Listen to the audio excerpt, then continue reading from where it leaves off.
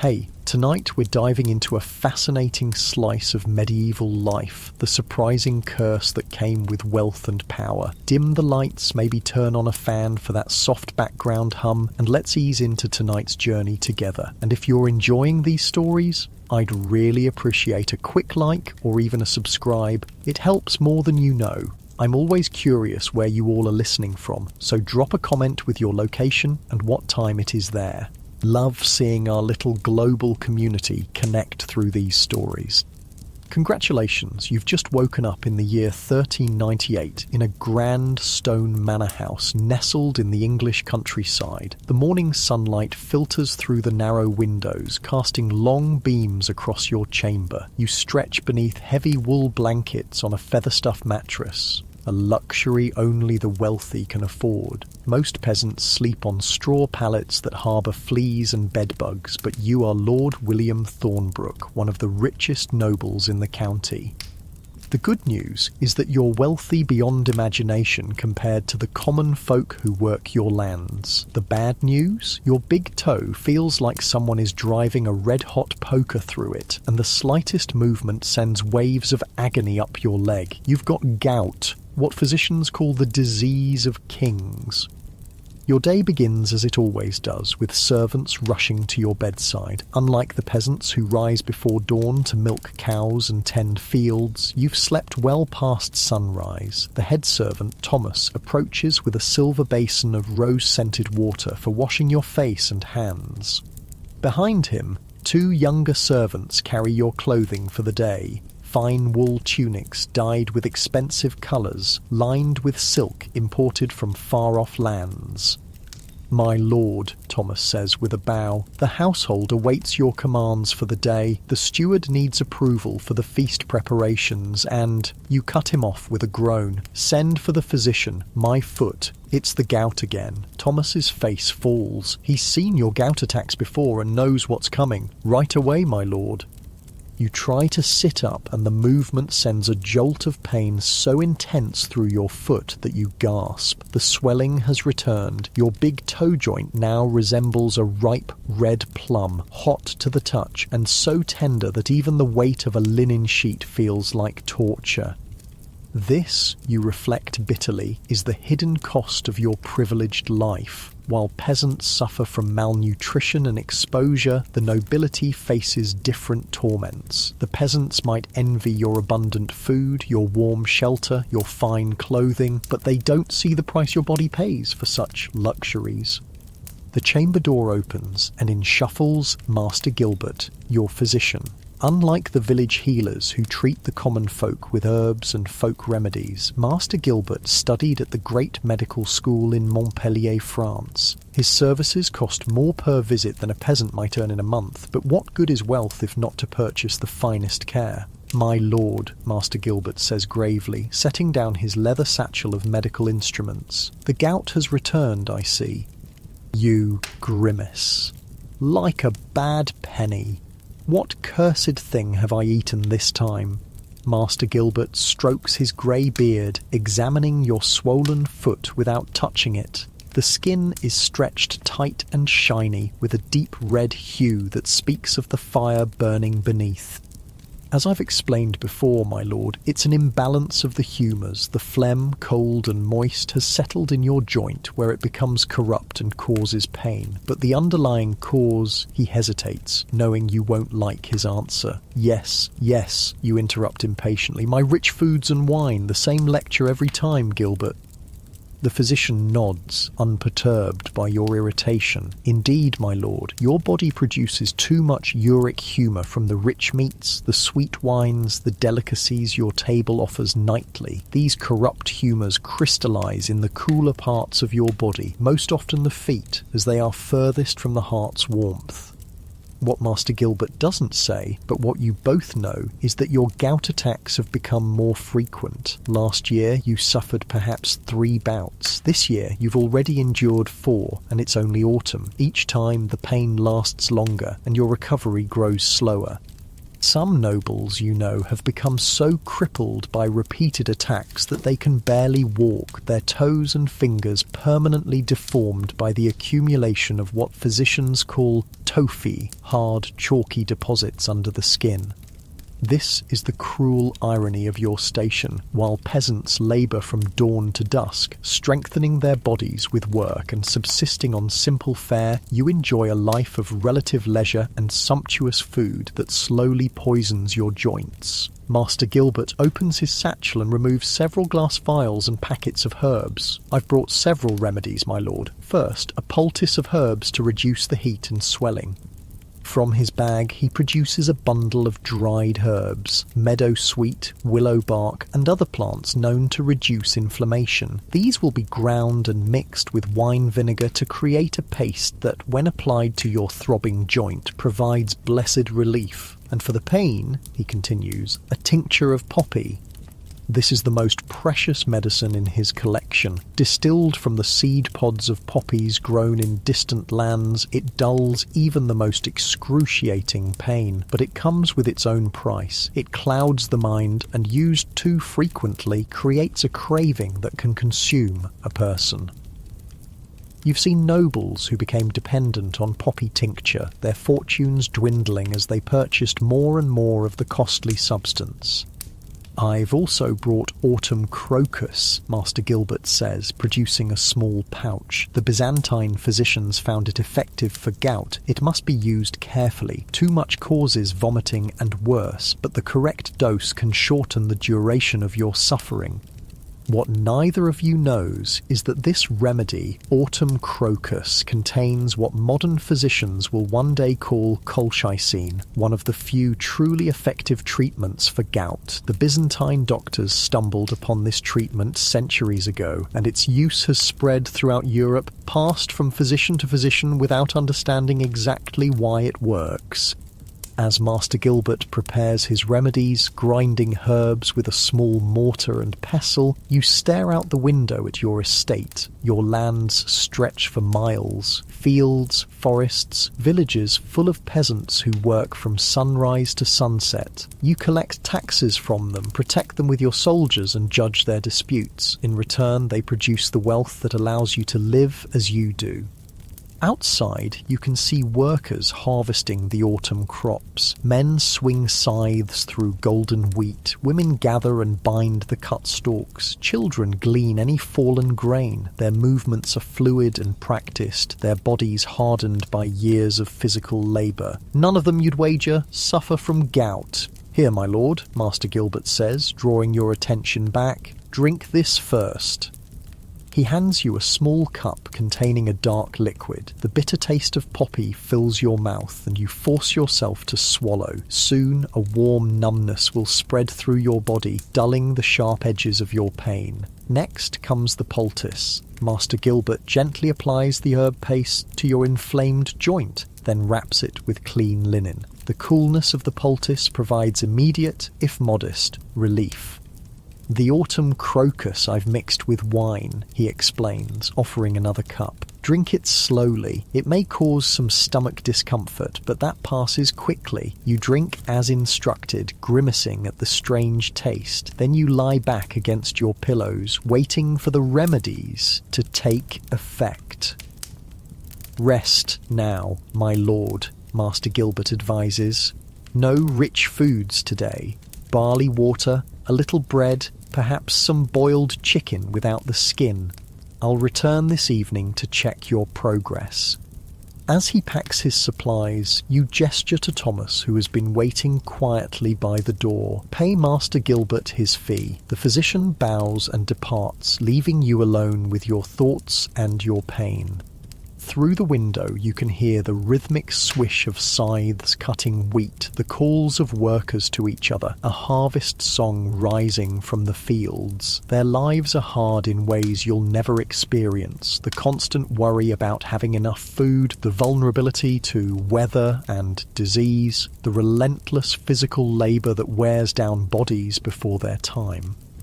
Yet here you lie, in your fine bed in your stone manor house, crippled by pain that is, ironically, a direct result of your privilege. This is the great equalizer. While rank and wealth can shield you from many hardships, your human body remains vulnerable, subject to its own particular sufferings. Killer.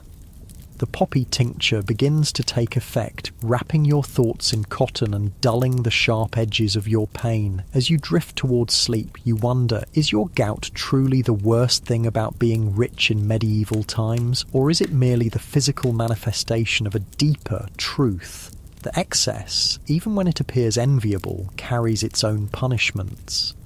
When you wake, the sun has moved across the sky, and the quality of light suggests it's mid-afternoon. The pain in your foot has subsided from excruciating to merely throbbing, thanks to Master Gilbert's remedies. You can think more clearly now that the worst has passed.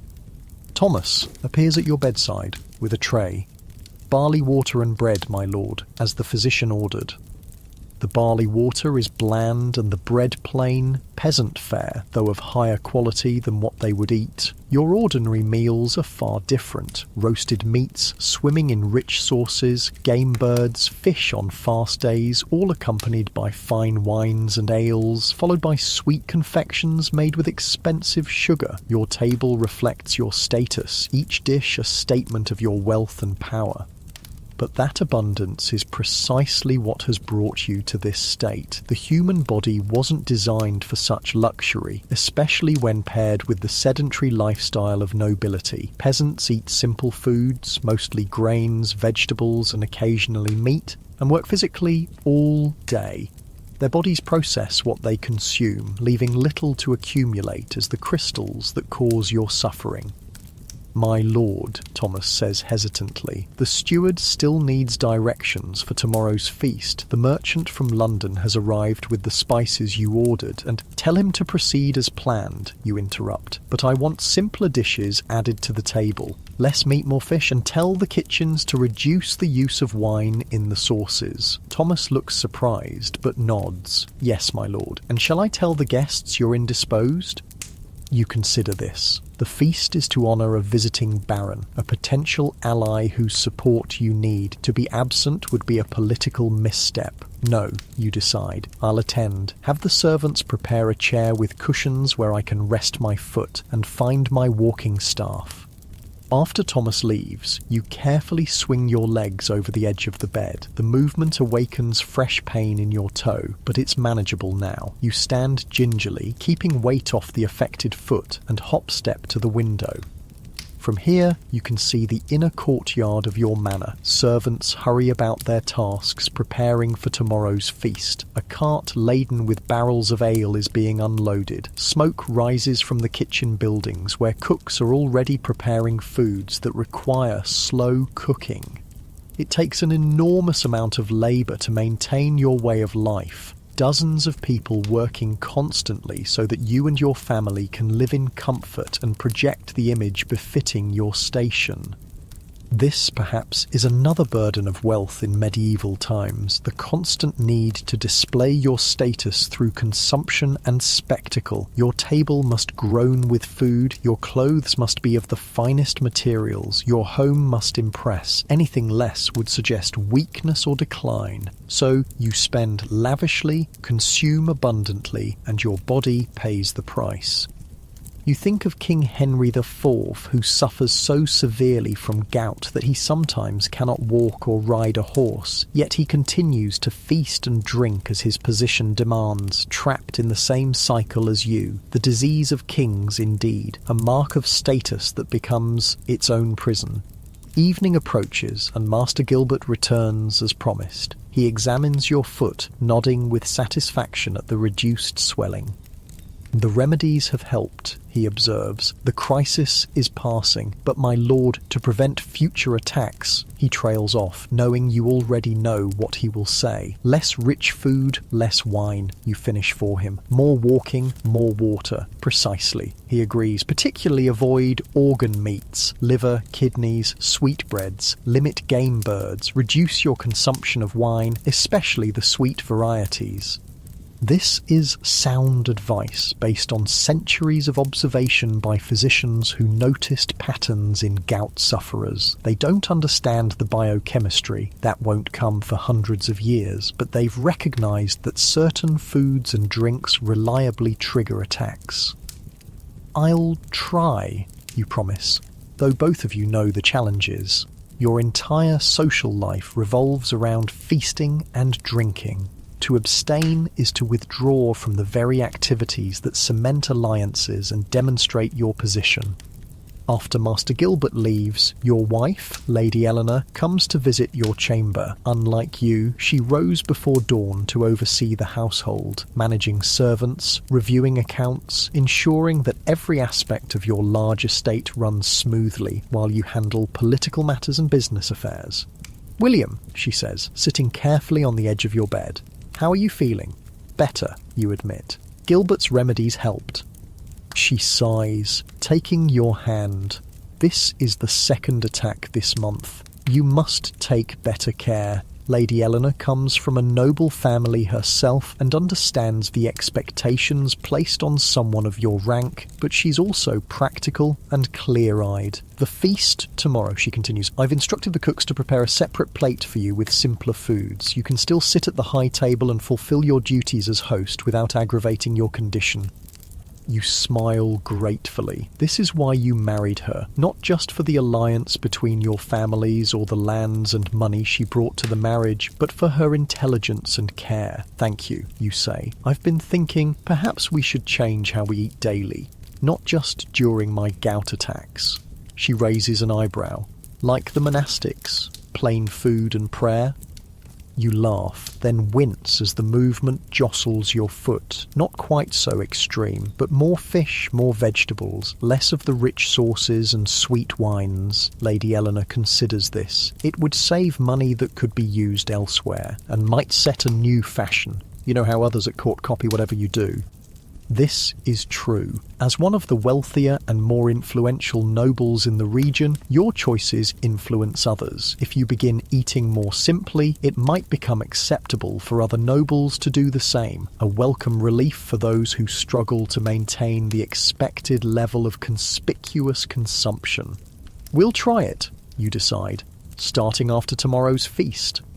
As night falls, servants bring candles to light your chamber. The wax candles, another luxury that common people can't afford, cast a warm glow across the room. Most peasants simply go to bed when darkness falls, or use rushlights made from reeds dipped in animal fat if they must stay awake. Your candles are made from beeswax, expensive but cleaner burning and sweeter smelling than tallow. You think about the contrast between your life and theirs. They rise with the sun and work until their bodies are exhausted, eating simple foods and sleeping on straw. You wake when you choose, conduct business and politics rather than physical labour, eat rich foods that your body struggles to process, and sleep on feathers and fine linen. They face starvation in bad years, exposure to the elements, the constant threat of disease with little medical care. You face gout, obesity, and the political dangers that come with your position. Different hardships for different stations, but hardships nonetheless. This, perhaps, is the wisdom to be found in your suffering, that no life, however privileged, is free from pain, that the human body has limits, regardless of one's wealth or status. That excess, even when it's expected and admired, extracts its own price.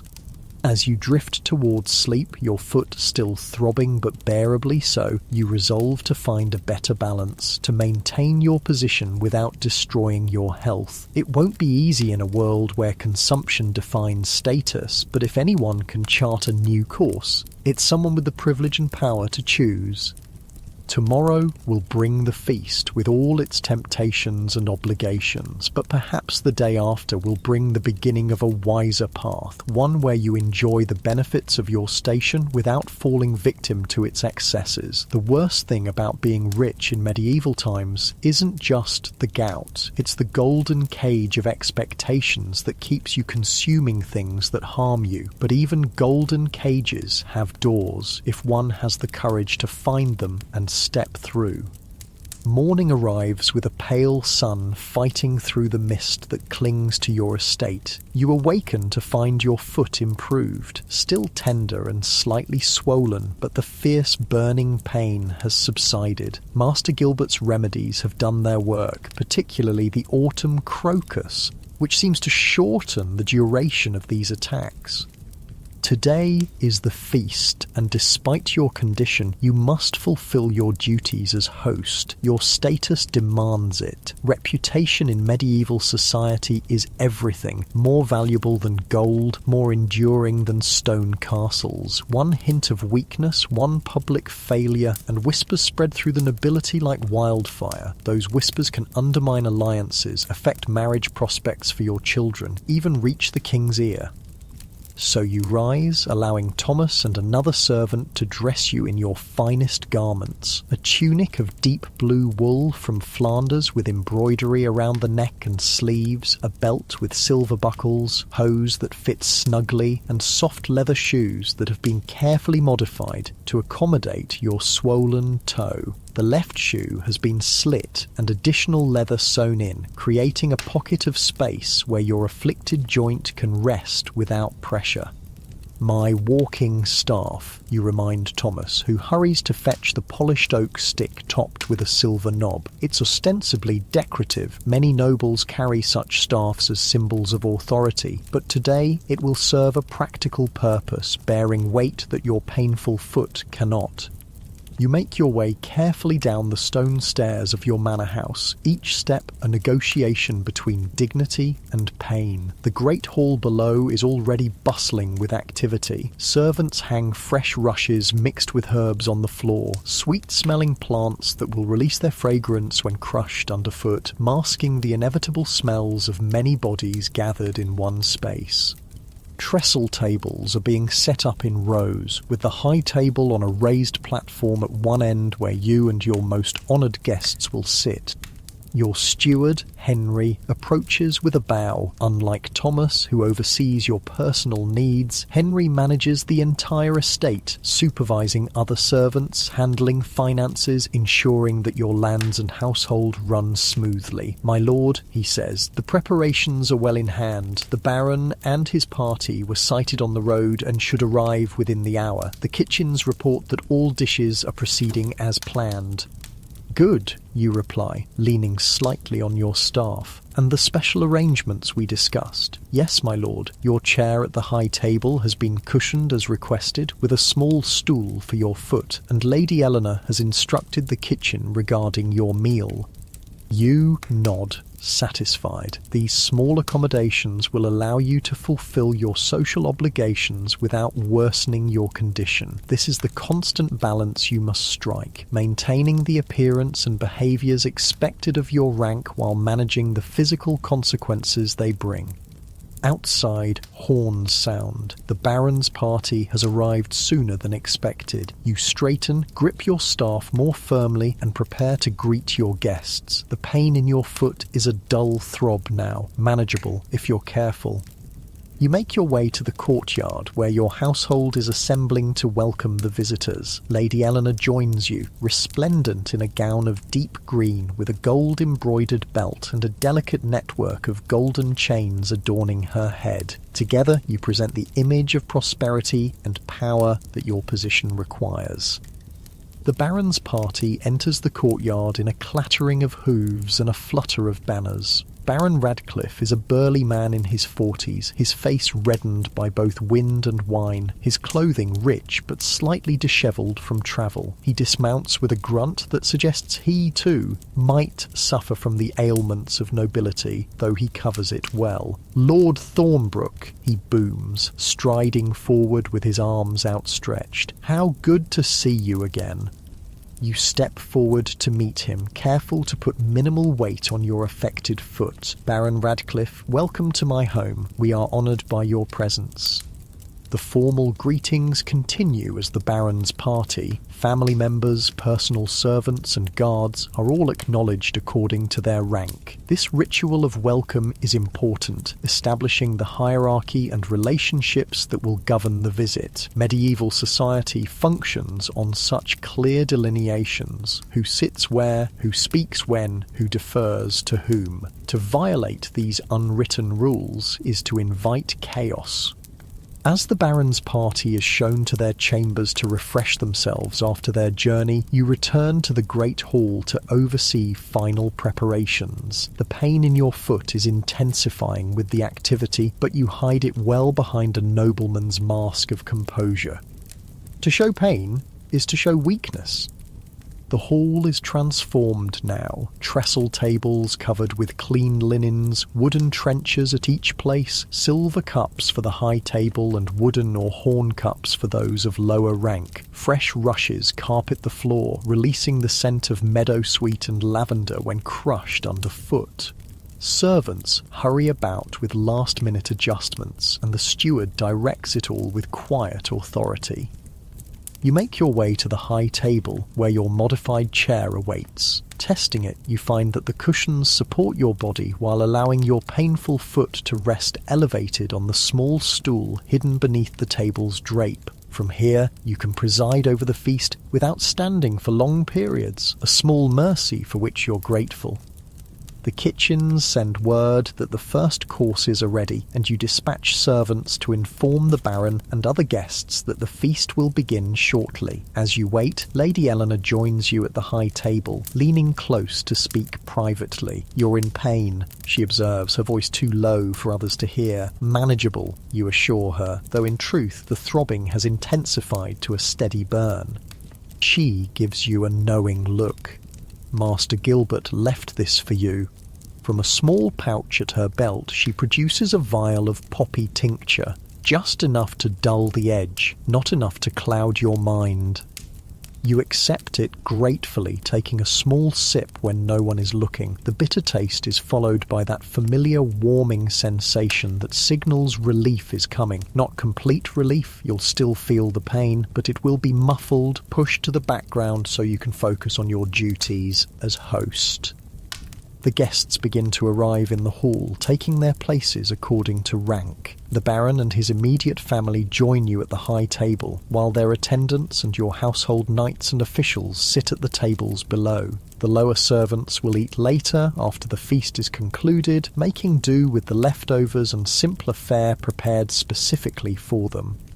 The meal begins with a ceremonial washing of hands. Servants move among the tables with basins of rose-scented water and clean towels. This ritual of cleanliness is practical. Most food will be eaten with the fingers, but also symbolic, marking the transition into the formal meal. The first course arrives, borne by a procession of servants. For most guests, there are rich meat pastries, roasted fowl, and a soup of herbs and barley. At your place, as arranged with the kitchen, the offerings are simpler: boiled chicken without the fatty skin, bread, and a small portion of fish cooked with herbs. It's still luxurious compared to peasant fare, but far less likely to aggravate your gout than the dishes served to others. Baron Radcliffe, seated to your right, notices the difference. "Not partaking of the full feast, Lord Thornbrook?" he asks, tearing into a meat pastry with gusto. You smile diplomatically. "A temporary measure. My physician advises caution with certain foods." The Baron grunts in understanding. "Ah, the cursed gout, is it? The disease of kings and nobles." He lifts his wine cup in a half salute. "I've had a touch of it myself in recent years. Damnable thing." "Indeed," you agree, relieved at his understanding. "The price we pay for our position, it seems." The Baron laughs, a booming sound that turns heads at nearby tables. "Well said. The peasants don't suffer it, do they? Too busy breaking their backs in the fields to develop our refined ailments?" There's truth in his jest. Gout is rarely seen among the working classes. Their diet of simple grains, vegetables, and occasional meat provides little opportunity for uric acid to accumulate. Their constant physical labour keeps their bodies processing efficiently. It's only when you combine rich foods, particularly organ meats, game birds, and certain fish, with wine and a more sedentary lifestyle that gout flourishes. As the feast progresses, you observe the differences in consumption around you. The Baron eats and drinks prodigiously, as do many of the knights and officials at the lower tables. It's a point of pride for a nobleman to demonstrate his prosperity through abundant consumption. Yet you notice that some of the older men, particularly those who occasionally wince when shifting position, eat more moderately and water their wine. They too have learned the painful lessons that gout teaches. Between courses, minstrels perform, singing ballads of chivalry and courtly love, playing lutes and small harps. This entertainment allows diners to rest between bouts of eating and provides a cultured atmosphere befitting a noble household. It also gives you an opportunity to converse with your guests, building the relationships that are the true purpose of such gatherings. I understand the king has imposed a new tax on wool exports, you say to Baron Radcliffe, steering the conversation toward matters of mutual interest. Your estates, like his, produce significant wool for export to Flanders, where it's woven into the fine cloth that clothed Europe's nobility. The Baron scowls. Indeed, and at the worst possible time. The merchants from Bruges are already complaining about the quality of last year's clip. Add this tax and they'll look to Spain instead. This launches a discussion of trade, taxes and royal policy that continues through the next course. Other nobles at the high table join in, sharing information and opinions. This is how the medieval nobility conducts business, through conversations at feasts and gatherings, building networks of shared interest and mutual support. As the main courses are cleared away and the sweeter dishes appear, fruits preserved in honey, custards and small cakes flavoured with expensive spices from the east, your foot reminds you of its grievance. Despite the cushioned chair and elevated position, despite the poppy tincture and careful food choices, the pain has been steadily increasing throughout the meal. Lady Eleanor notices your discomfort and subtly signals to the steward. He approaches and bends to hear her quiet instruction, then nods and withdraws. Moments later, the minstrels begin a particularly engaging performance, a comic tale of a knight's misadventures that has the entire hall laughing. Under cover of this distraction, you shift in your seat, trying to find a position that offers relief. Perhaps some air, my lord, Lady Eleanor suggests quietly. The tale will keep their attention for some time. You nod gratefully. Using your staff and accepting her discreet support, you rise and make your way slowly to a side door that leads to a small garden attached to the great hall. The cool evening air is a relief after the warmth and noise inside. You should return, you tell Eleanor once you're seated on a stone bench. Our guests will notice if we're both absent. In a moment, she says, arranging her skirts as she sits beside you. First, tell me truly, how bad is the pain? You sigh, dropping the mask of noble composure you've maintained throughout the feast. Worsening, the movement, the heat of the hall. You gesture helplessly. Even with all our precautions, it's flaring again. She takes your hand, her face concerned in the fading light. Should I send for Master Gilbert? You consider this. The physician could bring stronger remedies, but to summon him during the feast would draw attention to your condition and might insult the Baron. Medieval etiquette is clear. A host must not show weakness or discomfort that might make guests feel unwelcome. No, you decide. I can manage until the feast ends. Just a few moments here to gather myself. Lady Eleanor nods, understanding both your pain and the social constraints that force you to endure it in silence. This is another burden of nobility, the requirement to maintain appearances regardless of personal cost.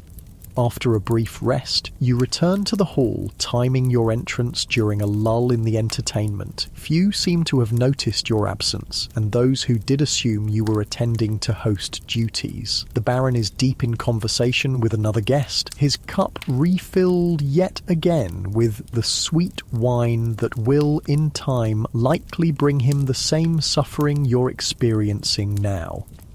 The feast continues for another hour. More food, more wine, more entertainment. You fulfill your duties as host, engaging in conversation, ensuring the Baron and other important guests feel appropriately honoured, maintaining the delicate balance of medieval social politics, despite the fire burning in your foot. Finally, the Baron rises, swaying slightly from the effects of wine. A magnificent feast, Lord Thornbrook. Your hospitality is as generous as your reputation suggested. This is the signal that the formal part of the evening is concluding. Some guests will retire to their chambers, others will linger for more drinking and conversation, but the ritual obligations have been fulfilled. You can now withdraw without offence. You honour us with your presence, Baron, you reply, also standing despite the protest from your foot. My home is yours for as long as you wish to stay.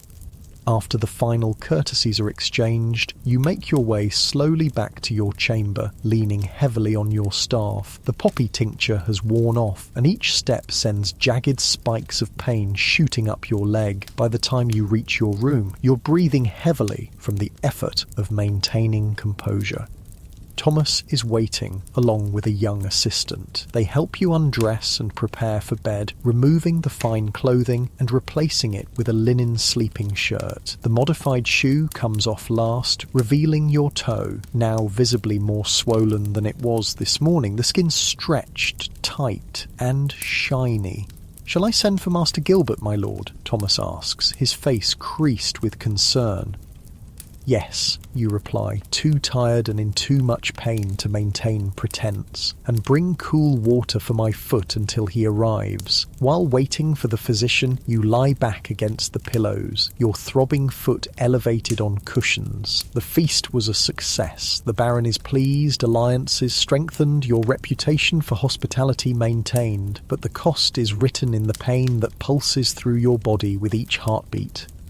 This is the reality behind the glamour of medieval nobility, the physical price paid for social position. While peasants suffer from too little, you suffer from too much. Their bodies are worn down by labour and occasional hunger, yours is poisoned by abundance. Neither fate is enviable, just different forms of the same human vulnerability to circumstance. Master Gilbert arrives, his face grave when he sees your foot. "The feast, I presume?"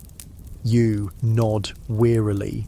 "I followed your advice as much as possible. Simpler food, watered wine. But the standing, the heat," he sighs, opening his satchel. "The body needs time to heal, my lord. Each attack makes the next more likely unless that healing is complete." He begins preparing a stronger poultice than before, the pungent smell of herbs filling the chamber. And complete healing requires more than just waiting for the pain to subside. It requires ongoing change. This is the challenge you face, not just recovering from this attack, but preventing the next one, and that means confronting the expectations and habits that define your position in society. Can you be a medieval lord without the feasting, the wine, the rich foods that are symbols of your status? Can you find a balance between the demands of your rank and the needs of your body? As Master Gilbert applies the fresh poultice to your foot, the cool herbs bringing immediate if minor relief, you consider what changes might be possible. Perhaps more walking when you're well, more water between cups of wine, more fish and fewer game birds on your daily table. Small adjustments that might, over time, reduce the frequency and severity of your attacks. "Rest now, my lord," Master Gilbert advises, packing up his supplies. "I've left a stronger dose of poppy tincture for the night. Tomorrow we'll see how things stand." After he leaves, you take the tincture, grateful for the relief it will bring. As the medicine begins to work, dulling the sharp edges of your pain, you reflect on the day. Despite your condition, you fulfilled your duties. The feast achieved its purpose. The alliance with Baron Radcliffe is secure. Perhaps that's the real skill of nobility, not just commanding wealth and power, but navigating the costs and constraints that come with it, finding ways to meet the expectations of your position while protecting yourself from its excesses. It's a different kind of survival skill than those the peasants must master, but no less essential. The poppy tincture pulls you towards sleep, thoughts growing hazy and disconnected. Your last conscious reflection is that tomorrow, when the Baron departs, you'll begin implementing those small changes, a slightly different path that might lead to less suffering while still maintaining your place in the rigid hierarchy of medieval society. As you drift into sleep, the pain in your foot diminishes to a distant throb, a reminder of the bargain struck between privilege and its price. The disease of kings has marked you, as it marks so many of your class, a painful brand of belonging to a world of excess that both elevates and punishes those who inhabit it. In the quiet darkness of your chamber, far from the noise and demands of the feast, your body begins its slow work of healing. Outside, the estate settles into night. Servants clean the great hall, putting away the remnants of the feast. Guards patrol the walls and courtyards. In the village beyond your manor, peasants sleep the deep sleep of physical exhaustion, their bodies tired but largely free of the crystalline deposits that torture your joints.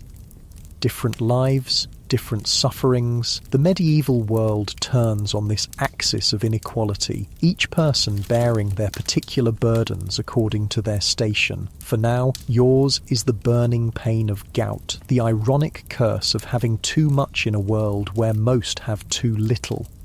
Morning arrives with the distant crowing of roosters and the soft murmur of servants beginning their daily tasks. The poppy tincture has worn off during the night, and you awaken to find your foot still swollen but less painfully so. Master Gilbert's stronger poultice seems to have drawn some of the heat from the inflamed joint. Through the narrow window of your chamber, you can see that the day promises to be fine, clear blue sky, the kind of autumn crispness that makes physical activity pleasant rather than punishing. On such a day, had you been well, you might have joined the Baron for a hunt. Galloping through the forests of your estate, falcon on wrist or hounds baying ahead, pursuing deer or boar, these are the pleasures of nobility that your gout often denies you. Thomas enters quietly, carrying a tray with a pottery cup of steaming liquid.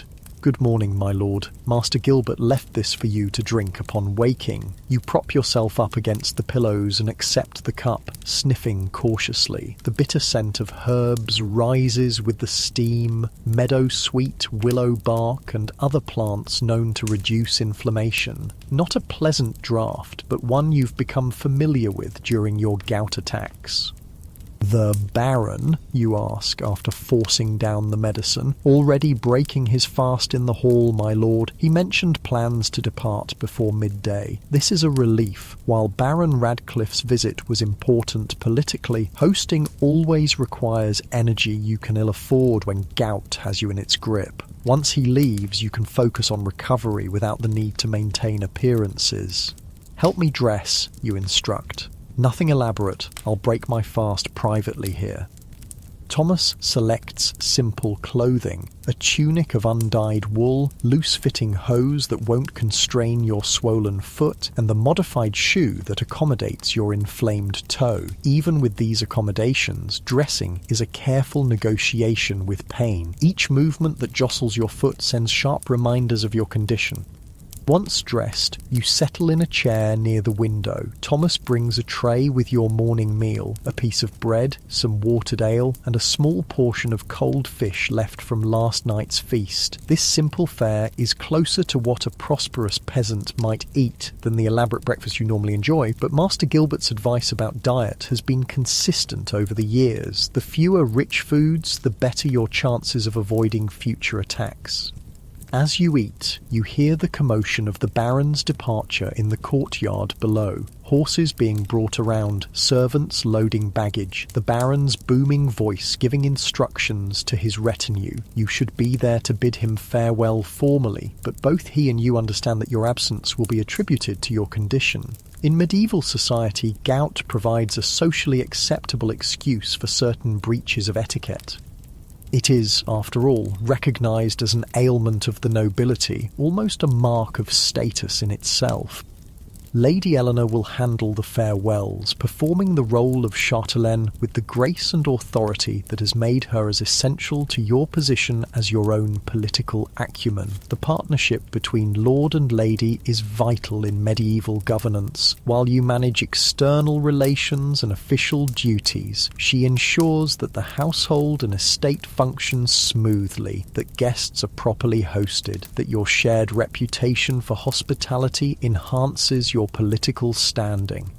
From your window, you watch the Baron's party assemble and depart, a colourful procession of horses, riders and pack animals that winds down the road toward the village that forms part of your estate. The peasants will pause in their work as the nobles pass, bowing or curtsying as required, perhaps hoping for coins tossed by a generous lord in a good mood. Such interactions between ranks are highly ritualised, the deference of the lower classes balanced by the noblesse oblige of the aristocracy. Once the Baron's party disappears from view, you allow yourself to relax slightly. The visit has achieved its purpose, strengthening your alliance with a powerful neighbour, exchanging valuable information about trade and royal politics, cementing your status within the regional nobility. These social connections are the invisible scaffolding that supports your position in the medieval hierarchy. Lady Eleanor joins you in your chamber, her face slightly flushed from the exertion of managing the Baron's departure. She sits across from you, arranging her skirts with the unconscious grace of a woman who has lived her entire life under the scrutiny that nobility brings. The Baron sends his regards and hopes for your swift recovery, she reports. He also mentioned that he suffers from similar attacks, though he tries to hide it. You nod, unsurprised. I noticed him favouring his right foot during the feast, too proud to acknowledge it openly. Of course, she agrees with a small smile. He did say something interesting, though. Apparently, he's been consulting with a Jewish physician from York who recommends cherries as a remedy for gout, claims they've reduced the frequency of his attacks. This catches your interest. Medieval medicine is a complex tapestry of traditions. The Galenic system of humours taught in European universities, herbal knowledge passed down through monastic infirmaries, folk remedies preserved by village healers, and knowledge from Islamic and Jewish physicians who often possess medical learning beyond what Christian Europe has preserved. Jewish doctors, in particular, are sought after by those who can afford their services, despite the general prejudice against Jews in medieval society. Cherries, you muse. I've not heard Master Gilbert mention those. They're difficult to obtain out of season, Eleanor points out, but we could preserve them next summer if you wish to try the remedy. You make a mental note to discuss this with Master Gilbert. While the physician might be sceptical of advice from outside the Galenic tradition he was taught, he's practical enough to consider any remedy that might help his patients. The conversation turns to household matters, accounts that need reviewing, a dispute between two tenants that requires your judgment, plans for the winter months ahead. This is the daily business of lordship, the administrative foundation upon which your noble status rests. Unlike the kings and highest nobility who can delegate most such tasks, The gentry and lesser nobility like yourself must remain actively involved in managing their estates.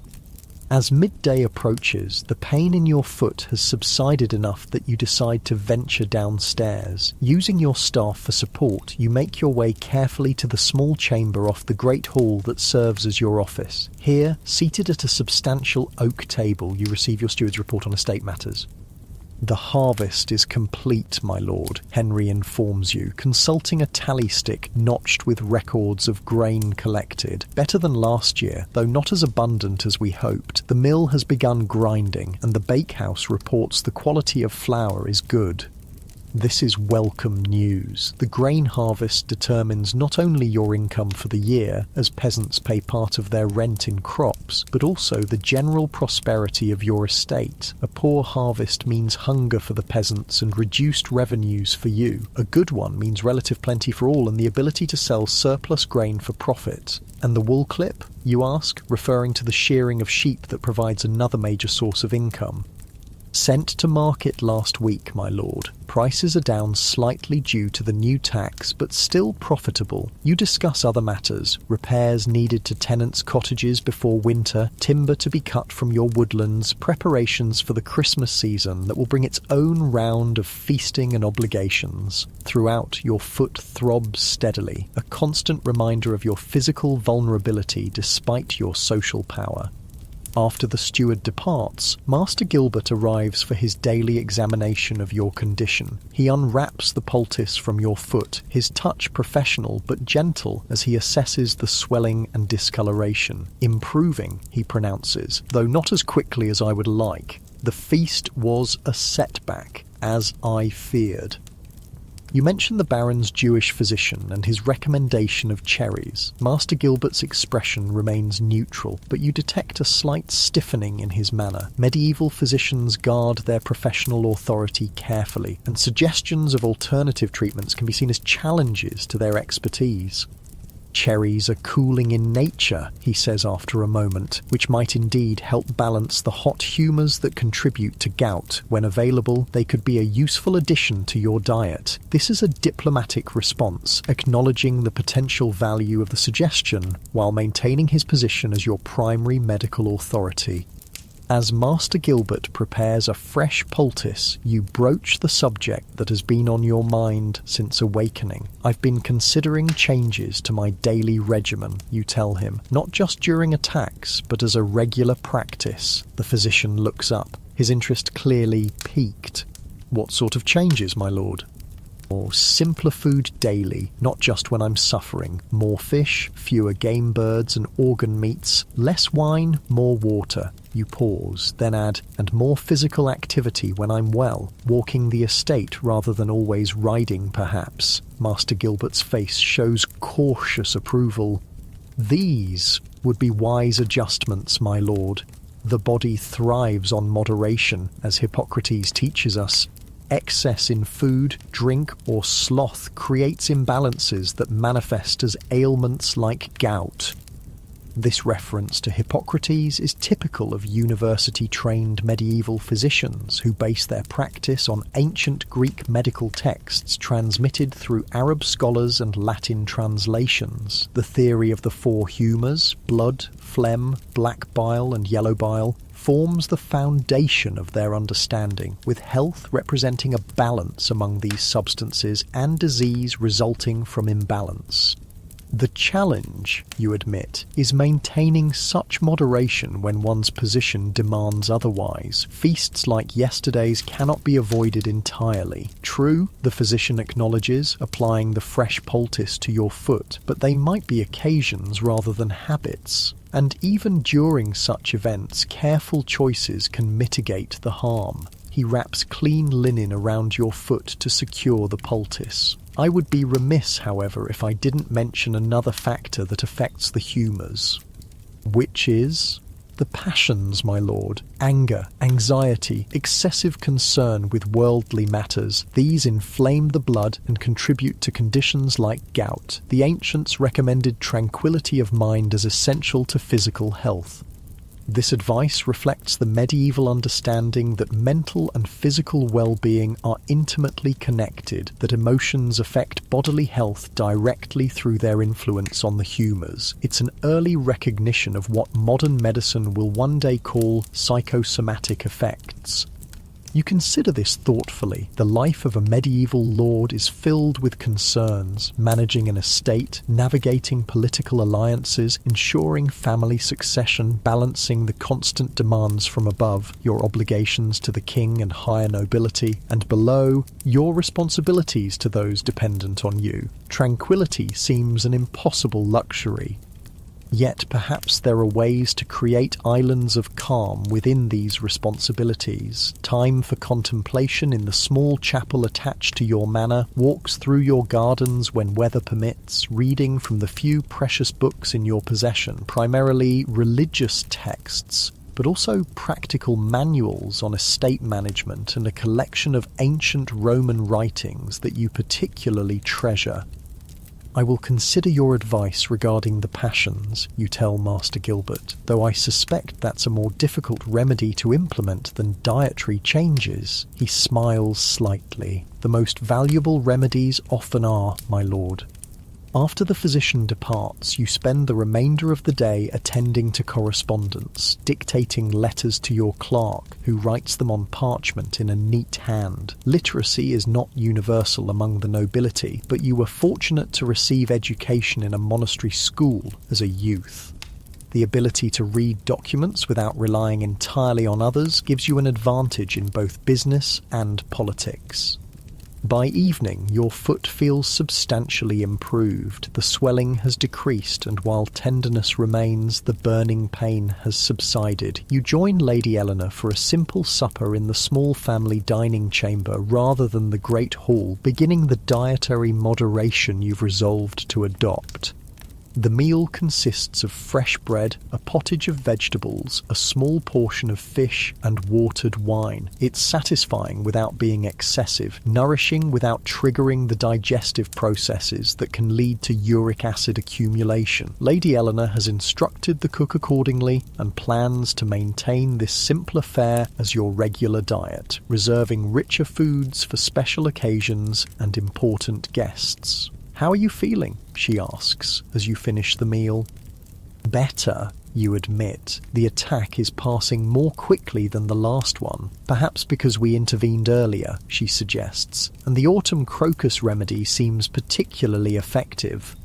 You nod agreement. The Byzantine physicians who first documented the use of autumn crocus for gout stumbled upon what modern medicine will eventually recognize as a targeted treatment. The colchicine contained in the plant specifically reduces the inflammation caused by uric acid crystals, making it one of the few truly effective treatments available in the medieval pharmacopoeia. After supper, you retire to the solar, a private family room in the upper part of the house, warmer and more comfortable than the great hall below. Here, away from the formal obligations of lordship, you can relax with family and closest household members. Your two youngest children join you, a daughter of 12 and a son of 9. The older children are already placed in other households as part of their education and preparation for adult roles. This fostering arrangement is common among the nobility, allowing children to build connections with other families while learning the skills appropriate to their station. The children are eager to hear about the Baron's visit and the feast, which they observed only briefly before being sent to their chambers. Lady Eleanor indulges their curiosity while you sit with your foot elevated, watching the family interaction with quiet pleasure. This is another aspect of noble life that differs from the peasantry, the nature of family relationships. Peasant children remain with their parents, working alongside them from an early age. Noble children, by contrast, are often sent to other households or to specialized training.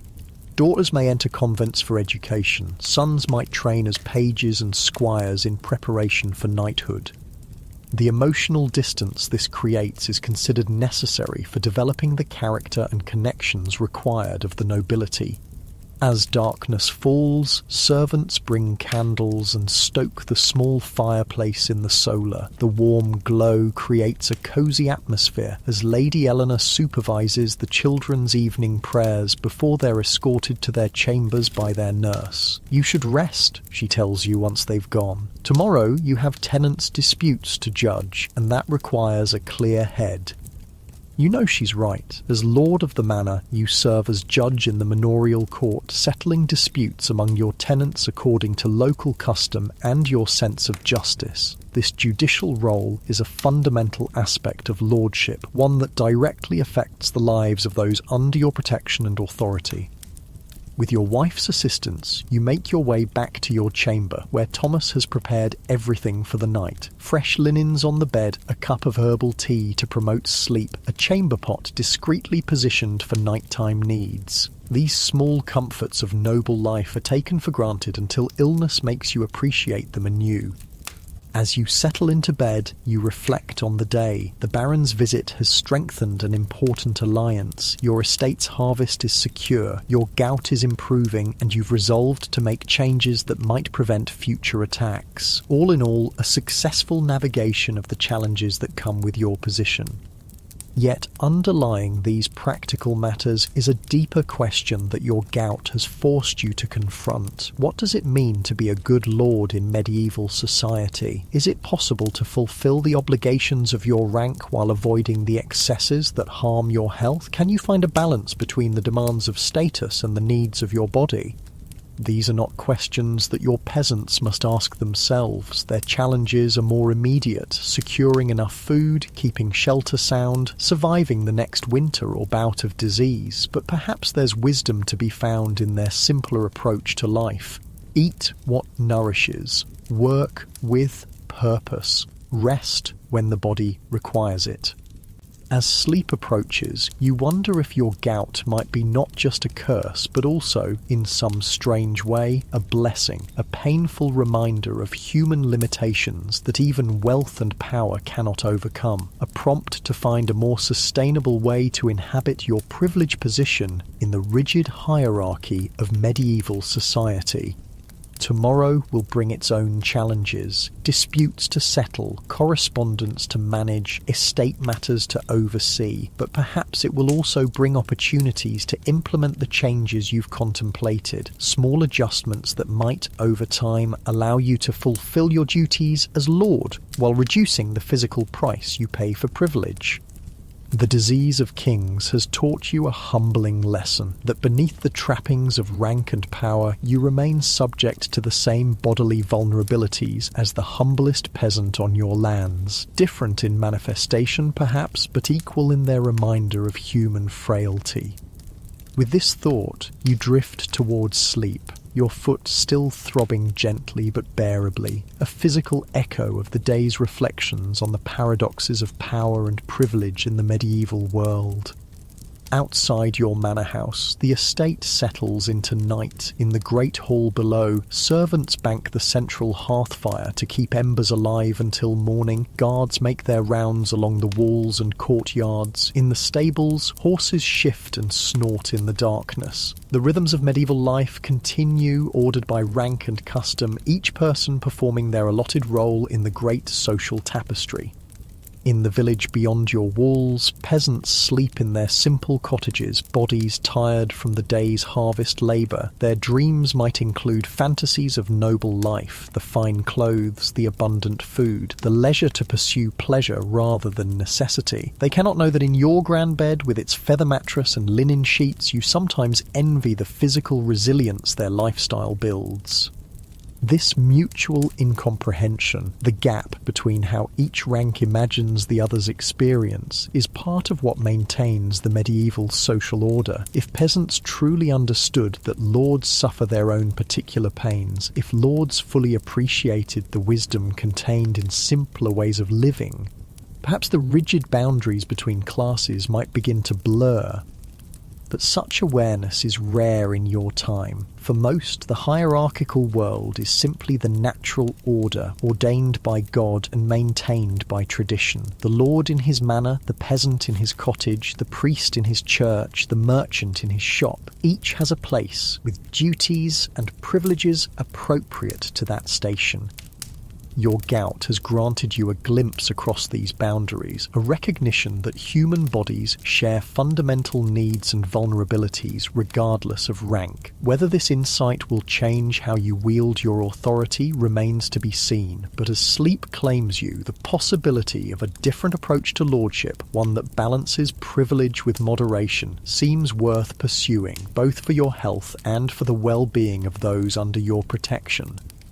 The medieval world turns on its axis of inequality, each person bearing their particular burdens according to their station. For tonight, at least, yours has eased enough to allow rest, a temporary reprieve in the ongoing negotiation between your social position and your physical nature. Tomorrow will bring its own challenges, but also opportunities to apply the wisdom that suffering has taught you, if you have the courage to heed its lessons.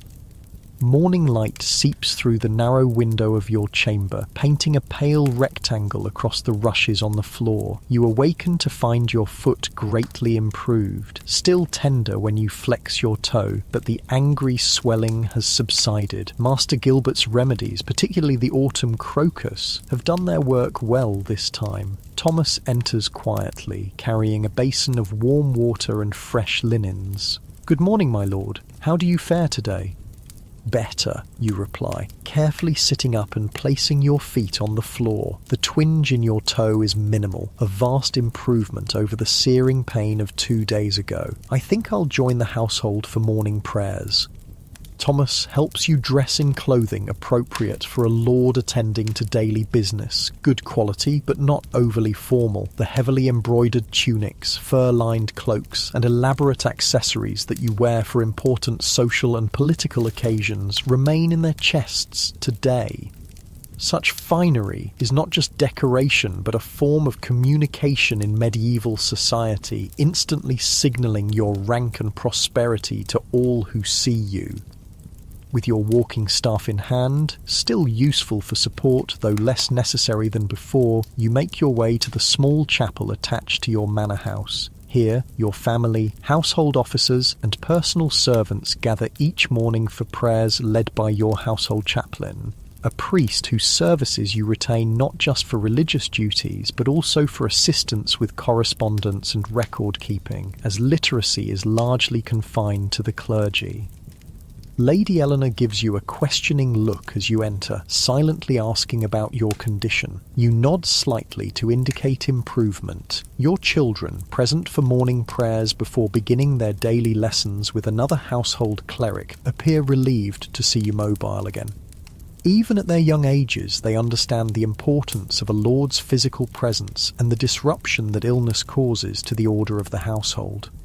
After prayers, you join the family for a simple breakfast: bread, honey, watered ale, and a small portion of cheese. This meal, like supper the previous evening, reflects your new resolution to moderate your diet. The kitchen staff, under Lady Eleanor's instruction, has adjusted their preparations accordingly. For a household accustomed to demonstrating its lord's status through abundant and rich food, this shift represents a significant change in thinking. With breakfast concluded, you proceed to the day's most important duty, presiding over the manorial court. This judicial function is fundamental to your role as lord, directly affecting the lives and livelihoods of your tenants. In the medieval legal system, such local courts handle most disputes and minor offences, with only serious crimes reserved for royal justice. The court is held in the great hall, which has been arranged for the purpose. You sit in your lordly chair on the dais, with your steward beside you to advise on matters of custom and precedent. The bailiff, who oversees the daily operation of your agricultural lands, stands ready to provide information about specific fields or tenants.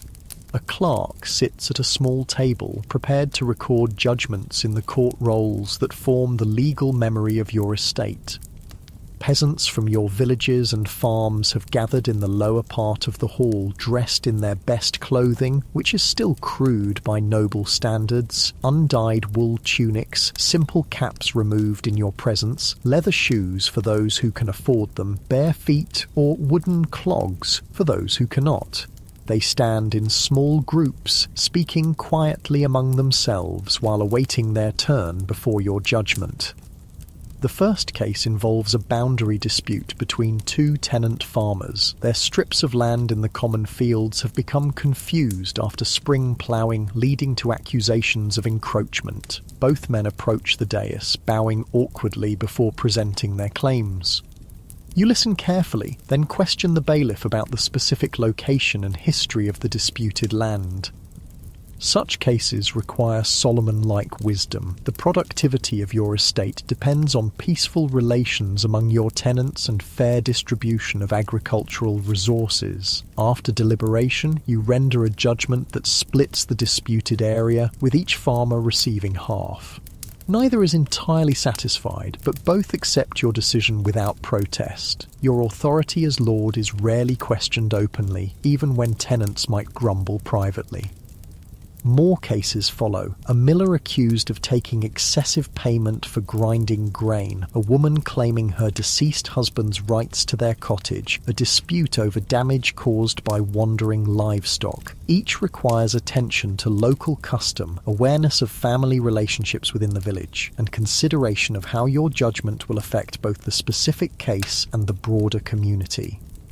Throughout the proceedings, your foot remains relatively comfortable, allowing you to focus on matters at hand rather than your physical discomfort. This is a welcome change from previous court sessions held during gout attacks, when pain made concentration difficult and shortened your patience with the often tedious details of peasant disputes.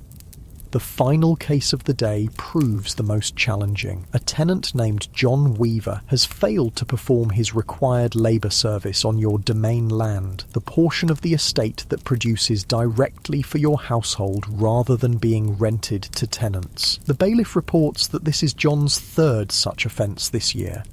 John approaches the dais, cap clutched in calloused hands, eyes downcast in the presence of his lord. He's a thin man of middle years, his face weathered by a lifetime of outdoor labour. When asked to explain his absence from required work, he hesitates before responding. "My lord, my wife has been ill these past months, a wasting sickness that leaves her too weak to tend our home or care for our younger children. On the days I was called to your fields, there was no one else to fetch water, prepare food, or watch the little ones." The bailiff interjects, "His oldest daughter could have managed those tasks, my lord. She's of sufficient age." John shakes his head. "She was already working as a day labourer for the miller's wife, earning coin we sorely need for medicines. I could not call her home without losing that income. This presents a dilemma. Labour service is a fundamental obligation of tenancy in your feudal system. To ignore its neglect undermines the very foundation of your authority and economic power. Yet there is also an obligation of lords toward their people, a responsibility to show mercy when circumstances warrant." You consider John's situation carefully. His explanation rings true. You've heard reports of a persistent fever afflicting several families in the village this past summer, and unlike some tenants who shirk their duties out of laziness or defiance, John has previously been reliable in fulfilling his obligations. "What remedies has your wife received for her illness?" you ask, genuine concern mixing with curiosity about the medical practices of your tenants. John looks surprised at the personal question. "The village wise woman has provided herbal draughts, my lord, feverfew and chamomile mainly, and we've paid for prayers to be said at the parish church." This combination of herbal medicine and spiritual intervention is typical of peasant healthcare. Unlike you, they cannot afford physicians trained in Galenic theories of humours and sophisticated treatments. Their medicine is largely practical, based on traditional knowledge of local plants and their properties, supplemented by religious practices believed to invoke divine healing.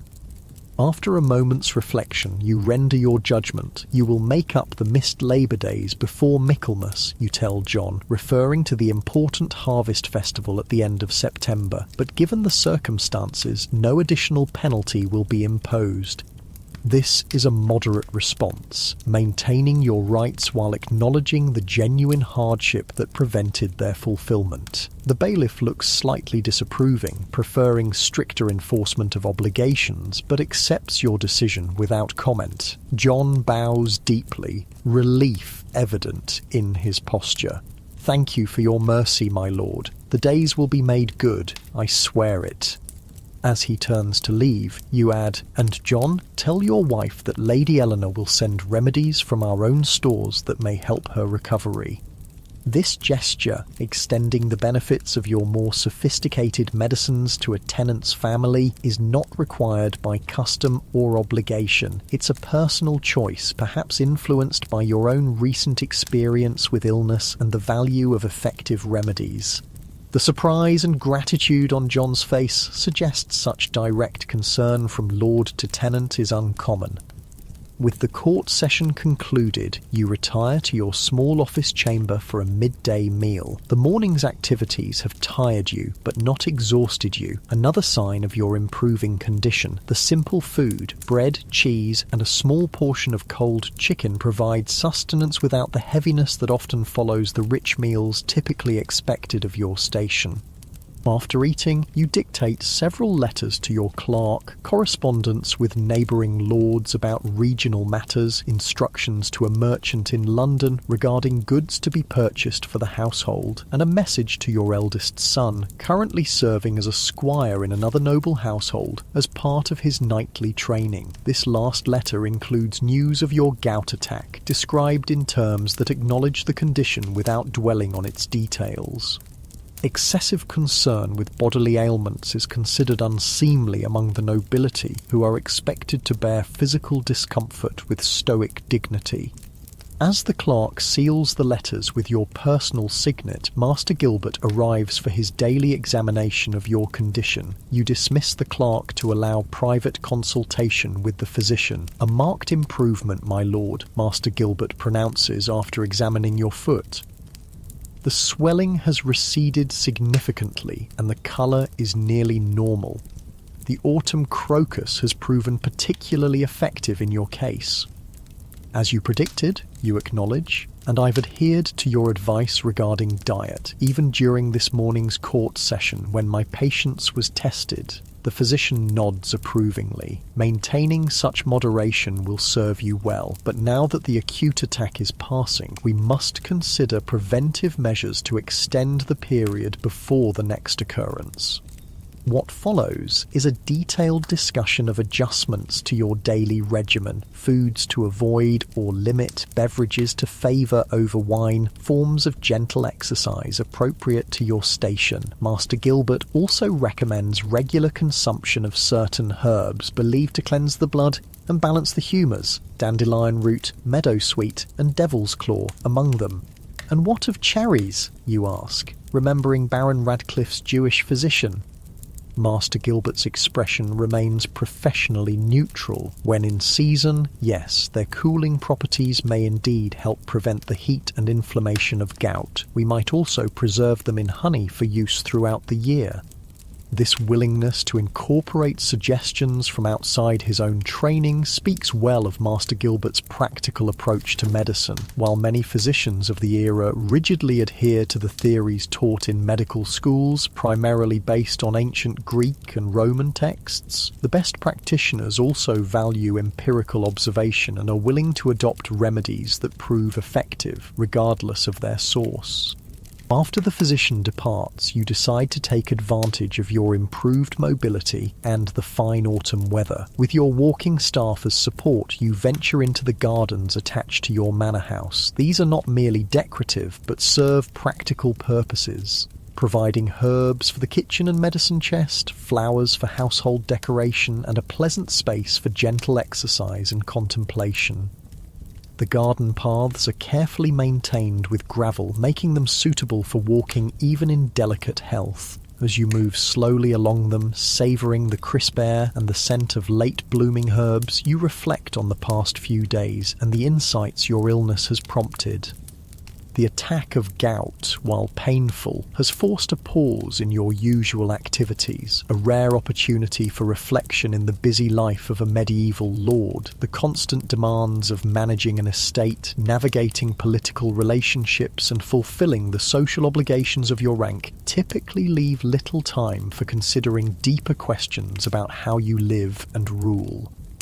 Yet these days of enforced rest have prompted exactly such thoughts. Is there a way to fulfill your duties as Lord while avoiding the physical excesses that trigger your gout? Can you find a balance between the expectations of your station and the needs of your body? Might there even be wisdom in the simpler lifestyles of those beneath you in the social hierarchy? Your contemplation is interrupted by the arrival of Lady Eleanor, who has come to check on your well-being. She falls into step beside you, her presence comfortable and familiar after nearly 20 years of marriage. You seem deep in thought, she observes. I've been considering changes, you reply, not just in diet and physical habits, but in how we conduct our household generally. The constant feasting, the emphasis on displaying our status through consumption, it takes a toll not just on my health, but on our resources as well. She nods thoughtfully. I've had similar reflections. The waste from our table alone could feed several tenant families, and the cost of spices and imported luxuries has increased substantially in recent years. This practical consideration of economics alongside health reflects Lady Eleanor's role as manager of the household. While you oversee the productive aspects of the estate, agriculture, timber, rents and taxes, she controls its consumption, balancing the needs of daily life with the social requirements of your position. What changes did you have in mind? She asks. Simpler fare daily, with elaborate meals reserved for important guests and significant occasions, more time spent in useful activity rather than idle pastimes, perhaps even more direct engagement with the management of our lands. This last suggestion represents a significant departure from typical noble behaviour. While lords oversee their estates through officials like stewards and bailiffs, they rarely involve themselves in the practical details of agricultural management. Such hands-on work is considered beneath their dignity, better left to those trained specifically for such tasks. Lady Eleanor considers your words carefully. Such changes would be noticed, she points out. Questions might arise about our prosperity or your vigour as lord. This is a valid concern. In medieval society, consumption and display are not merely personal choices, but social communications. A lord who suddenly lives more simply might be perceived as suffering financial difficulties or losing political power. Such perceptions can become self-fulfilling as allies distance themselves from those they perceive as declining in fortune. Perhaps, you suggest, we present it not as reduction but as refinement, not less but more discerning, quality over quantity. She smiles, appreciating the subtle distinction. That could work, the finest ingredients prepared simply rather than elaborate concoctions. The best cloth in classic styles rather than excessive ornamentation. Discrimination rather than abstention. This approach offers a way to moderate your lifestyle without undermining your social position, a middle path between the excesses that harm your health and the simplicity that would compromise your status. As you complete your circuit of the garden and turn back toward the manor house, you feel a sense of possibility that has been absent during previous gout attacks. Instead of merely enduring the pain and returning to the same habits once it passes, you've begun to envision a different approach to lordship, one that might protect your health while still fulfilling your social and political obligations. The challenge will be implementation, translating these reflections into practical changes that can be sustained against the constant pressure of custom and expectation. Medieval society is deeply conservative, resistant to innovation or deviation from established patterns. To chart a different course, even in personal habits, requires both conviction and diplomacy. But as you return to the manor house, your foot comfortable enough that the walking staff feels more precautionary than necessary, you're determined to try. This attack of gout, the disease of kings, has offered a painful but valuable lesson in the limitations of privilege and the wisdom that can be found in moderation. The afternoon passes with routine business, reviewing accounts with your steward, discussing repairs to a tenant's cottage damaged by recent rains, planning for the upcoming ploughing of winter wheat fields. These administrative tasks are the invisible foundation of your authority, ensuring that your lands remain productive and your tenants secure under your protection. By evening, you're tired but satisfied with the day's accomplishments. Your foot has remained comfortable enough to allow normal activity, though you've been careful not to overexert yourself. The dietary moderation continues at supper, a simple meal of bread, fish and vegetables, with watered wine rather than the full-strength vintage you typically favour. As darkness falls and the household prepares for sleep, you reflect on the day, a successful return to your duties as Lord, managed without compromising your health. It's a small victory, but an encouraging one, suggesting that the balance you seek between position and well-being might indeed be possible. The candles are extinguished, and the manor house settles into the profound darkness of the medieval night. Outside, a guard calls the hours, his voice carrying across the quiet courtyard. From the village beyond your walls comes the occasional bark of a dog or the distant lowing of cattle. But otherwise, silence reigns as your people rest in preparation for another day of labour. In your comfortable bed, with Lady Eleanor sleeping beside you, you drift towards sleep with a sense of cautious optimism. The worst of your gout attack has passed, leaving behind not just relief but insight. The disease of kings has taught you something about the nature of nobility itself. That true lordship might lie not in excess but in wisdom, not in consumption but in cultivation of a life that balances privilege with restraint.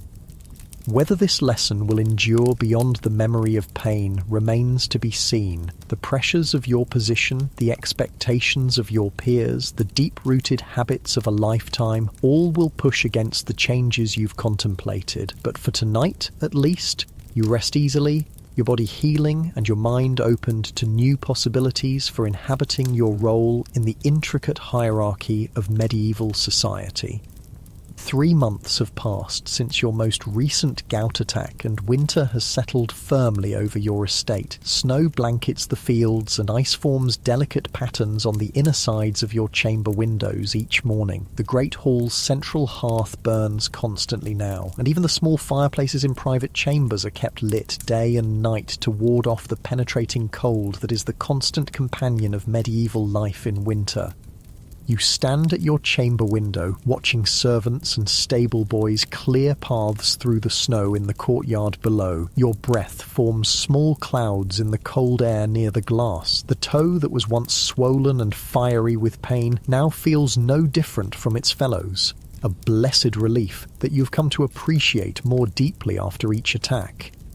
These past months have been a time of experimentation and adjustment. Following your resolution during the last bout of gout, you've maintained the dietary moderation that Master Gilbert recommended. Less meat, particularly organ meats and game, more fish and vegetables, wine diluted with water rather than consumed full strength. The household has adapted to these changes, though not without some initial resistance from the kitchen staff, who viewed the simpler fare as a reflection on their skills. Lady Eleanor solved this problem with characteristic diplomacy, challenging the cooks to create dishes that showcase the natural flavours of ingredients rather than disguising them under heavy sauces and excessive spices. This reframing, presenting simplicity as sophistication rather than deprivation, has proven effective not just with your own household, but with guests as well. "My lord," Thomas says, entering the chamber with a small wooden box. "Master Gilbert has sent the new remedy he mentioned." You turn from the window with interest. During his last visit, the physician spoke of an unusual treatment for preventing gout attacks that he had learned from an Italian colleague. The medieval medical community, while limited by modern standards, does engage in a surprising degree of international communication. Physicians from different countries correspond about cases and treatments, share translated texts from Greek and Arabic sources, and adapt their practices based on reported successes elsewhere. Thomas opens the box to reveal a collection of small cloth pouches, each containing a mixture of dried herbs and other substances. Master Gilbert instructs that one pouch should be steeped in hot water each morning and the resulting liquid consumed before breaking your fast, he explains. You examine one of the pouches, untying it to inspect the contents, a blend of various herbs, some recognisable, willow bark, meadowsweet, celery seeds, and others unfamiliar, along with what appears to be a small amount of crushed gemstone. This inclusion of gemstone material reflects the medieval belief that certain precious and semi-precious stones possess medicinal properties. Sapphires are thought to cool the body and reduce inflammation, while rubies are believed to warm the blood and strengthen the heart. Whether these substances actually provide any benefit is questionable by modern standards, but their inclusion in remedies for nobility serves both medical and social purposes, demonstrating the physician's commitment to providing the finest treatment while acknowledging the patient's elevated status. I'll begin tomorrow, you decide, retying the pouch and placing it back in the box. Tell Master Gilbert I appreciate his continued attention to my health. Thomas bows and withdraws, leaving you to return to your contemplation of the winter landscape. The physical changes you've implemented, diet, exercise, remedies, are only part of the transformation prompted by your recurring battles with gout. More significant are the shifts in how you view your role as Lord and your relationship with those under your authority. Since that autumn attack, you've taken a more direct interest in the management of your estate. Rather than relying entirely on reports from your steward and bailiff, you now regularly inspect fields, barns and workshops personally, walking your lands when weather permits and speaking directly with tenants about their work and challenges. This more hands-on approach is unusual among the nobility. Most lords prefer to maintain distance from the practical aspects of estate management, viewing such direct involvement as beneath their dignity. But you've found unexpected benefits in this closer engagement, better information about the actual conditions of your lands, improved relationships with tenants who appreciate your personal interest, and not least the physical activity that Master Gilbert insists helps prevent gout attacks. The winter season has temporarily limited these outdoor activities, but it has provided other opportunities for implementing changes. The long evenings have allowed for more reading, not just religious texts and estate accounts, but also some of the classical works that have survived from ancient times. Your small collection includes copies of writings by Cicero, Seneca, and Boethius, whose discussions of moderation, wisdom, and the proper use of power resonate with your evolving approach to lordship. Lady Eleanor has noticed these changes with approval. Last evening, as you sat together in the solar after the children had been sent to bed, she commented on the difference in your demeanour.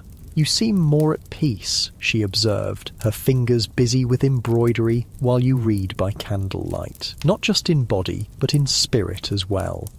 Her perception is accurate. The painful experience of gout has led to a kind of wisdom that might not have come through easier paths. The disease of kings has taught you something about the nature of power itself, that true authority lies not in excess, but in balance. Not in consumption, but in careful stewardship of resources, both personal and communal. These reflections are interrupted by a knock at your chamber door. The steward enters, his face concerned. "My lord, riders have just arrived from the village of Oakley," he reports, referring to the most distant settlement on your lands, some 5 miles from the manor house. "There's been a fire, 3 cottages burned in the night." This is serious news. Winter fires are a constant danger in medieval villages where thatched roofs, open hearths, and the desperate need for warmth create conditions ripe for disaster. And winter is the worst possible time for families to lose their homes, with few options for rebuilding until spring. Were there casualties, you ask, already moving to collect your heavy cloak and boots? One elderly man died in his sleep from the smoke. 2 others suffered burns but will recover. The villagers managed to contain the fire before it spread further. You nod grimly. The death is tragic but not unexpected. Fire claims many lives each winter across medieval Europe. Your immediate concern must be for the survivors and their needs.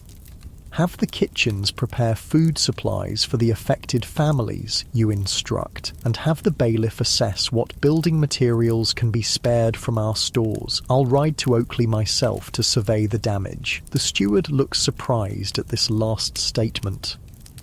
The roads are treacherous with snow, my lord. Perhaps the bailiff could go in your stead. In the past, you might have agreed. A lord's personal appearance at such a local disaster, while appreciated, is not strictly necessary. Your authority can be exercised through officials who represent you, but your thinking has evolved over these past months. I will go, you state firmly. Those are my people, and they should see that their lord responds to their distress in person. Have my horse prepared and select 4 men to accompany me. As the steward departs to carry out these instructions, you finish dressing for winter travel. Layers of woolen clothing beneath a heavy cloak lined with fur, thick gloves and sturdy boots. Physical comfort is one privilege of your rank that you have no intention of abandoning, especially when facing the bitter cold of a January journey. Lady Eleanor finds you as you're about to depart, her face concerned but supportive. Be careful on the roads, she cautions, and take care that your feet don't become too cold. Master Gilbert warns that extreme cold can trigger gout as readily as rich food.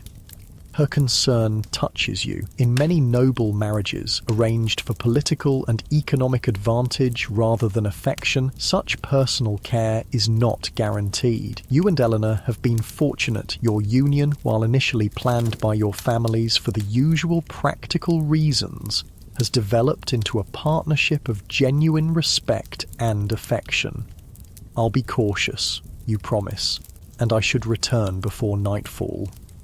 The journey to Oakley is indeed challenging. The roads, little more than dirt tracks in good weather, are now snow-covered and slippery. Your horse moves carefully, breath steaming in the cold air. The men accompanying you, 2 household guards and 2 servants, remain vigilant for the multiple hazards of winter travel, from hidden ice to the rare but real possibility of wolves driven by hunger to approach human settlements. The medieval landscape through which you travel appears deceptively peaceful under its blanket of snow. Fields lie dormant, waiting for spring planting. The forests that provide timber, game and foraging for your estate stand silent, their bare branches etched against the grey sky. Occasional wood smoke rising from cottages or charcoal burners' camps provides the only sign of human activity.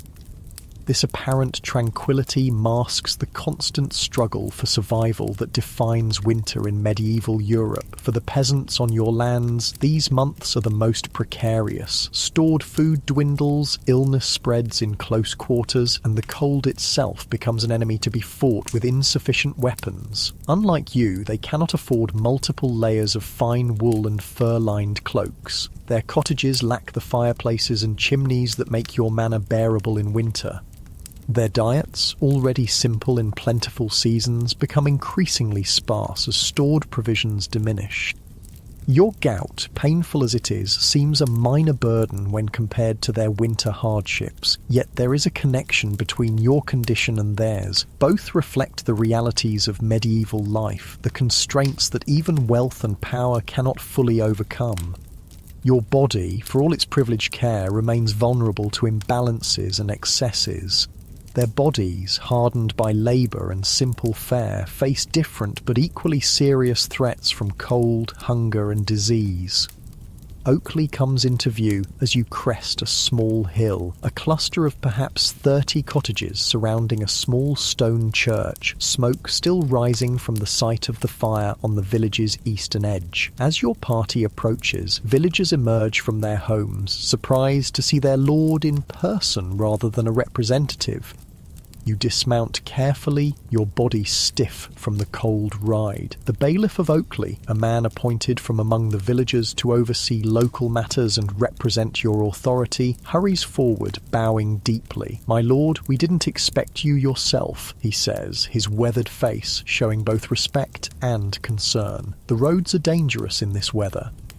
"I came to see the damage firsthand," you reply, handing your horse's reins to one of your men. "Show me the affected cottages and the families who have lost their homes." The bailiff leads you through the village to the burned buildings. 3 cottages stand in ruins, their timber frames blackened and partially collapsed, thatch roofs entirely consumed by the flames. The snow around them has melted and refrozen into dirty ice, and the bitter smell of smoke still hangs in the air.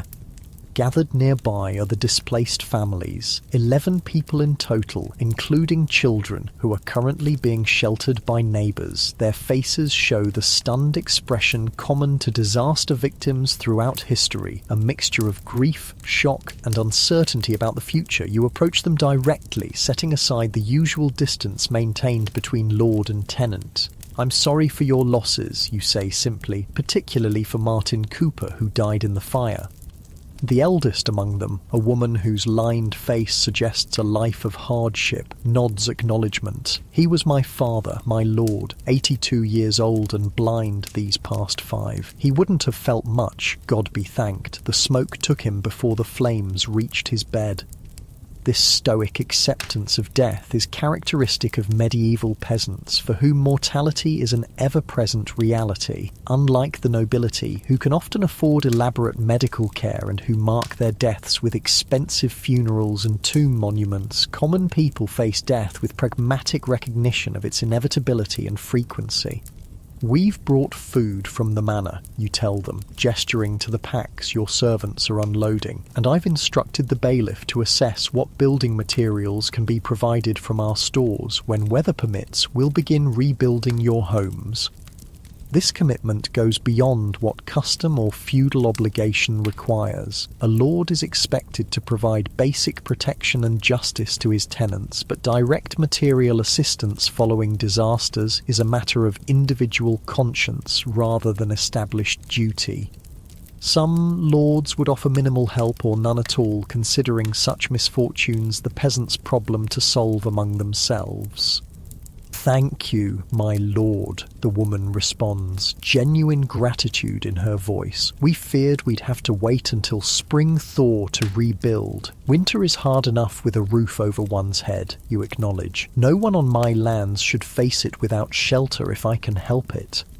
This statement represents the evolution in your thinking about lordship, a shift from seeing your position primarily in terms of rights and privileges to understanding it equally in terms of responsibilities and care. The disease of kings has humbled you in some ways, making you more aware of human vulnerability regardless of rank, more conscious of the interdependence that undergirds the seeming hierarchy of medieval society.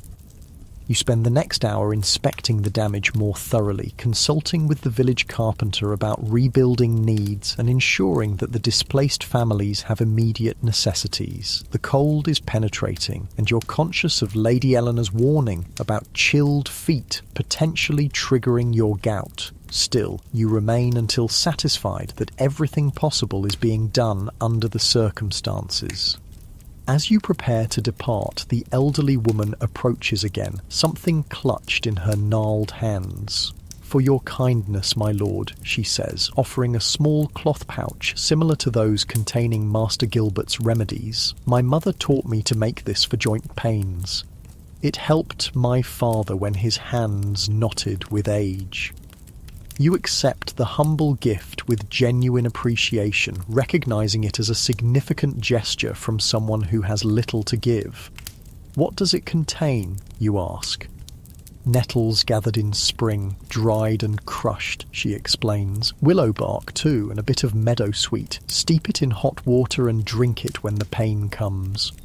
The ingredients are remarkably similar to some of Master Gilbert's prescriptions, though lacking the exotic additions and theoretical framework that characterize formal medieval medicine. This folk remedy, passed through generations of practical experience rather than academic study, represents another kind of medical knowledge, one based on observation and tradition rather than ancient texts and university learning. I'll use it with gratitude, you promise, carefully tucking the pouch into your cloak. This exchange, a lord accepting healing knowledge from a peasant woman, would seem unusual to many of your peers who maintain rigid distinctions between their own sophisticated medical care and the superstitious practices of common people. But your experience with gout has made you more open to wisdom from unexpected sources. The return journey to your manor passes without incident, though darkness is falling as you arrive. Lady Eleanor greets you with relief, having worried about winter travel hazards. Over a simple but warming supper, you describe the situation in Oakley and the assistance you've promised. A generous response, she comments approvingly. More than most lords would offer. Perhaps, you acknowledge, but it seems to me that true lordship lies in protection and care, not just collecting rents and services. These past months have shown me that privilege brings responsibility alongside its comforts. She smiles, recognizing how much your thinking has evolved since that painful autumn day when gout laid you low. The disease of kings has taught you something about being a better lord, it seems. Indeed, you agree, raising your cup of watered wine in a small salute. Pain can be an effective teacher when we're willing to learn its lessons. That night, as you prepare for bed, you realize that your feet remain comfortable despite the day's exertions and exposure to cold. Whether through the dietary changes, Master Gilbert's remedies, increased physical activity, or some combination of these factors, your gout has remained at bay through the early winter months when attacks were previously common. More significantly, the perspective gained through your experience with gout has transformed your approach to lordship itself. The painful reminder of bodily vulnerability, common to all humans regardless of rank, has fostered a greater sense of connection with those under your protection. The recognition that excess harms rather than enhances has led to moderation not just in diet but in how you wield authority. The awareness that wisdom can come from unexpected sources has opened you to knowledge beyond the usual channels of noble education. These are profound shifts in a society where rank and hierarchy are considered divinely ordained and immutable. Medieval culture does not encourage questioning established social roles or the privileges that accompany them, yet your personal experience has led you to a more nuanced understanding of your position, not rejecting its authority, but redefining how that authority is best exercised. As sleep approaches, you reflect that perhaps this is the hidden gift within the disease of kings, not just the physical reminder of human limitations, but the opportunity to develop a wiser approach to power itself. Gout, for all its painful manifestations, has offered a lesson in balance that extends far beyond diet and physical habits. Outside your manor house, winter holds the medieval world in its grip. In villages across your lands, peasants huddle around meagre fires, making do with dwindling food stores until spring brings renewal. In the homes of neighbouring lords, other nobles feast less moderately than you now do, some perhaps already feeling the first twinges of the crystalline deposits that signal impending gout attacks. In monasteries and universities, physicians continue their studies of humoral theory, seeking understanding of conditions like gout through ancient texts rather than modern scientific methods. This is the world you inhabit, a time of rigid social distinctions, yet profound human commonalities, of limited medical knowledge, yet careful observation of patterns and effects, of hierarchical authority, yet mutual dependence between ranks. Your gout, the disease of kings, has given you a unique window into these paradoxes, allowing you to see beyond the superficial differences to the shared vulnerabilities and needs that unite all people in the medieval world. As you drift towards sleep, warm beneath layers of blankets while winter winds howl outside your manor walls, you silently acknowledge this unexpected wisdom. The pain of gout, intense, debilitating, humbling, has revealed truths about your society and your place within it that might have remained hidden in its absence. For this painful enlightenment you are, somewhat ironically, grateful. The disease of kings has made you, in subtle but meaningful ways, a better lord, and in a world where lordship is not just a privilege but a responsibility for the lives and well-being of many, this personal growth extends its benefits far beyond your own comfort.